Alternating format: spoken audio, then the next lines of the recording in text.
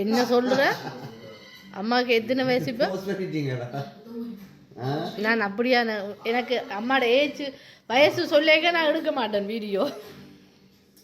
எத்தனை வந்துட்டு அம்மாவுக்கு? 18 ப்ளஸ். அப்படி ஒன்றும் பார்க்க தெரியல. இது பார்க்கல, இது போட்டி மாதிரி இருக்கு. நீ சொல்ற போட்டியண்டு அது இல்லையடா. ஒரு ஒண்ணுமே இல்ல. அப்படி you don't even have இந்த wrinkles. இங்க பார். Yeah, for like a 6-year-old you don't have wrinkles. That's good. For a 6-year-old இல்ல. That's amazing. 60 வயது எனக்கு இந்த கோட் ஒன்றும் விளையில்லையாமண்டு எந்த மகன் சொல்றான் மேசிங்காமண்டு. நான் 60 சத்தியம் உங்களுக்கு அம்மா மேல சத்தியம். என்ன நாயே நாயே இதுக்கு தான் தமிழாக்கள் வந்து நாயே பேன்னு பேசுறது. இதுக்கு தான் காதை பொத்தி அடிக்கிறது. உண்மையை சொல்லு. ஓகே, உண்மையை சொல்லு. எனக்கு அந்த இதில் கொஞ்சம் கண்ணுக்கு கிட்ட இருக்கு. உனக்கு இருக்குதா? 30 சின்ன படியா. நான் வந்து 30 சின்ன படியா. ஓ, அப்ப 5-6 வயசு என்னன்னு சொல்றது? 30 அப்ப 60 இட்ஸ் ஓகே. இல்ல நீ பரவாயில்ல. நீ கதை எதுக்குமே நான் துணிஞ்சுதான் நினைக்கிறேன். நீ கதை. அம்மாவுக்கு 60 என்று சொன்னாங்க, கிழவி என்று சொன்னாலும் சரி, கிழவன் என்று சொன்னாலும் சரி. இப்படி இந்த உடுப்புக்கு கொஞ்சம் மெல்லிசு மாதிரி இருக்குது. வேற உடுப்பு இது போட வேணாமா? இது பார்த்து அளவு இல்லாம இருக்குமா? இது அளவா இருக்கு.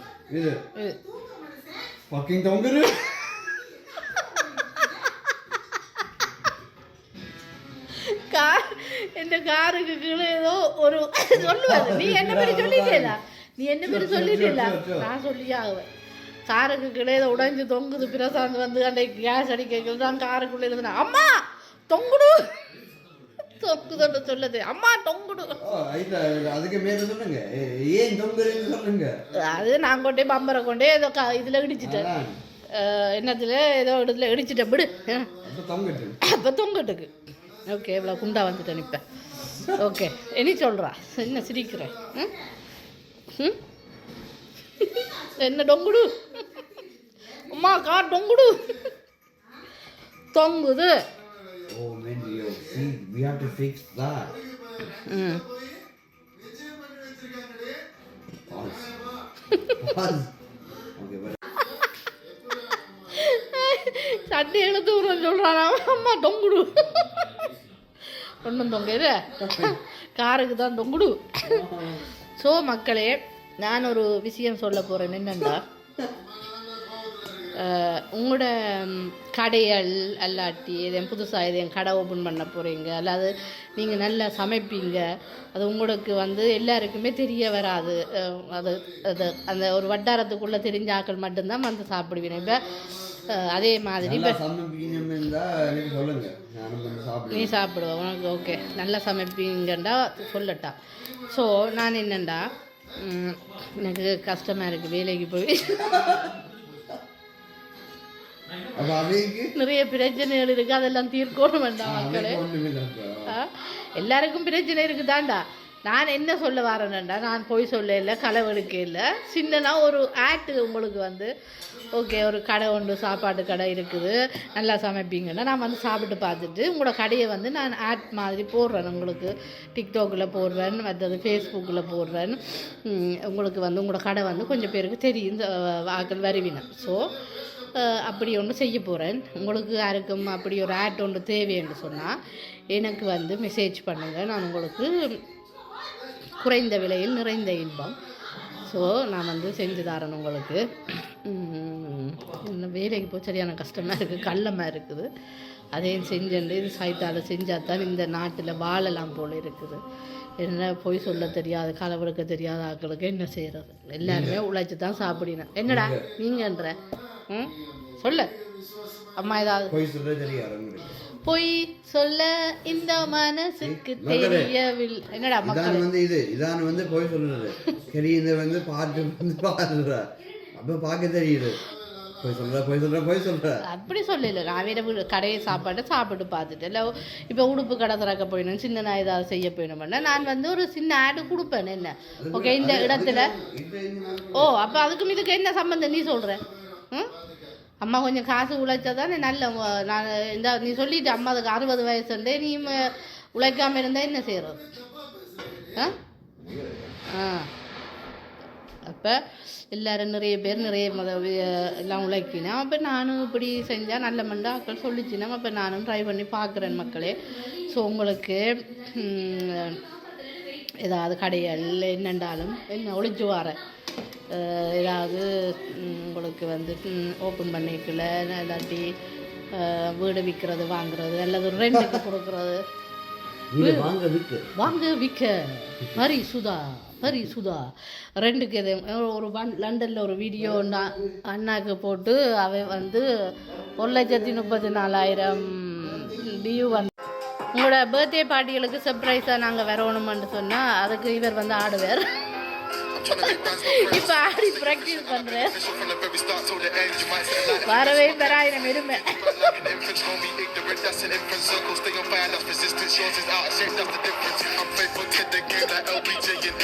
மக்களை நான் வாரேன்.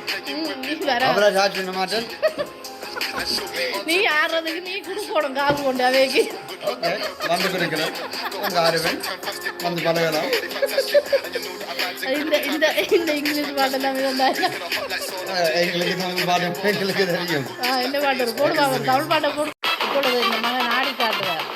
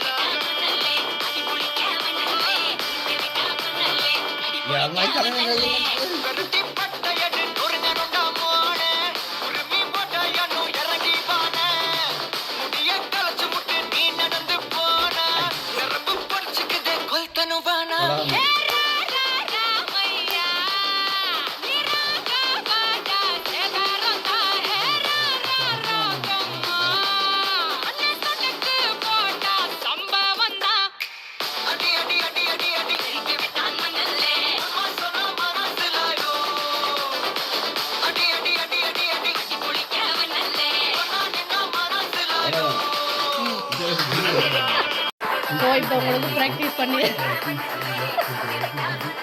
இப்படிதான் நாங்கள் ஆடுவோம் வந்து உங்களுக்கு சொல்லி காட்டி இருக்கிறோம். உங்களோட ஃபங்க்ஷனுக்கு சர்ப்ரைஸாக என்ன ரொம்ப பிடிச்சாக்கள் வயசு போனாக்கள் ஆரம்பிக்கிறேன் சொல்லுங்க. அவ்வளோ நான் சார்ஜ் பண்ண மாட்டேன். ஒன்றும் ஒரு ஃபீ ஒன்று நான் செய்ய மாட்டேன். மக்களே தான் ஏன்னா நீ தான் போட்டு கொடுக்கணும். சும்மா இருக்கிறாது நான் சும்மா பாட்டு போட்டு சும்மா இருக்கிறேன். அடங்கு நீ அடங்கு.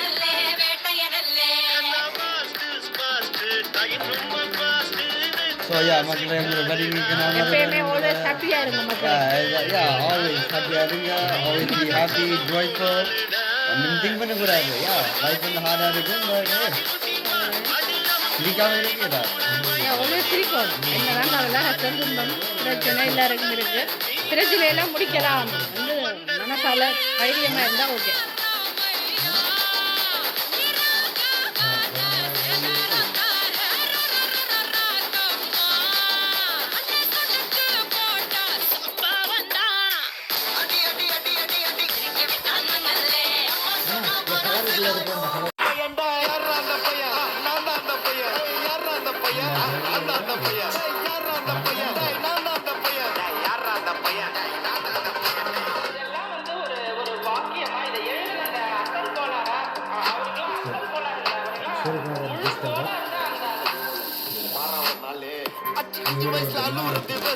புரிய வச்சுட்டாங்க அப்படிதான் அம்மா ஸ்ட்ராங் ஆன அன்கம்ஃபர்டபிள் சிச்சுவேஷன் நல்ல மெச்சூரிட்டியை உருவாக்கி புத்தி கொடுக்கும். அதானே செலவு பண்றது சூத்துவா தெரிஞ்சுக்கிட்டு ஆனா லைஃப்ல இன்னும் பார்க்க வேண்டியது நிறைய.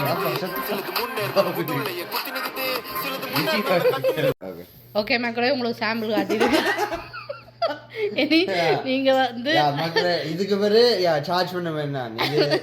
ஓ நீ கொடுக்கணுமா வைக்க. ஓகே ஓகே, நன்றி வணக்கம். உங்களோட சின்ன சின்ன கடைகளுக்கு, பெரிய கடைகளுக்கு தேவையில்லை, சின்ன சின்ன கடைகளுக்கு ஆட் இருந்தால் எனக்கு. ஓகே மக்களே, அப்படி ஒரு ஆட் ஒன்று நான் போட போகிறேன். இனிமேல் நீங்கள் தயவுசெய்து விருப்பம் பண்ணால் கால் பண்ணுங்கள்.